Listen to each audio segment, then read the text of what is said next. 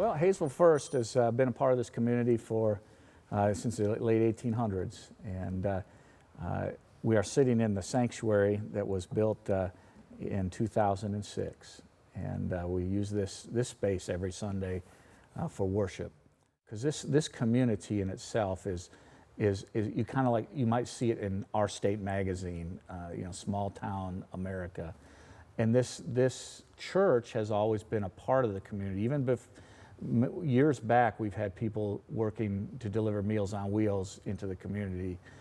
They've been a mission in a long time, involved in Hayesville and Clay County, and into a broader sense in North Carolina. One of the things that we do here, and it's really where we're helping to bring the community into our church as well, is our sports banquets.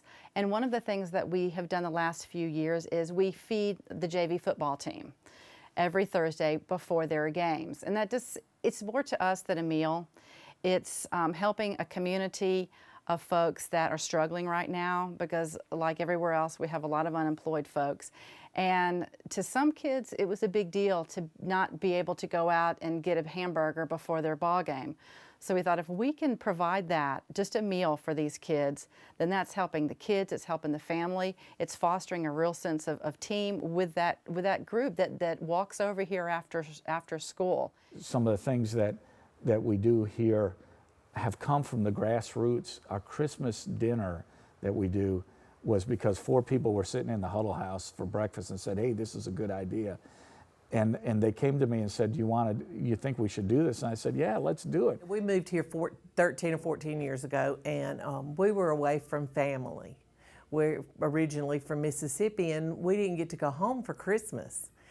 And we were alone. And we started having Christmas lunch with 3 or 4 families that also didn't have families nearby. And then we realized that there really is a need.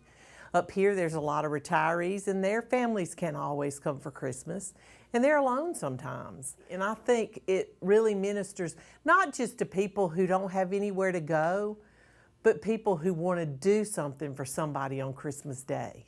This is the filling station. This is a house church of Hayesville First United Methodist. We call it a worshiping community together. And when we saw this vision, we thought that we would have a place where people would be able to come who are not church, that would feel uncomfortable coming in our doors. And so we meet at a different time. The style is different. It's not so much preaching as it is interacting, sharing insights from Scripture. Well, this is our worship space. We wanted to make it homey and inviting because it is a house church, but at the same time have a coffee shop look to it.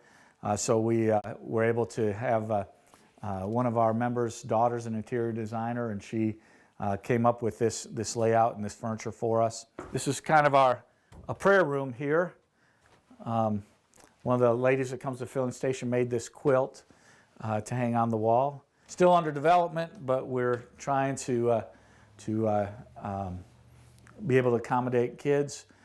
This particular piece was made from our missionaries, our kids at Hayesville First. Put their handprints on there, and then it was painted all dark, and then they peeled off the tape to say, "Be the hands of Jesus." For me, a lot of it is just opening the church up to the community. We have 2 AA groups that meet here. If there is a community function that they need space, and we have space to give them, we let them use the space. We open our doors up. We want people to come here.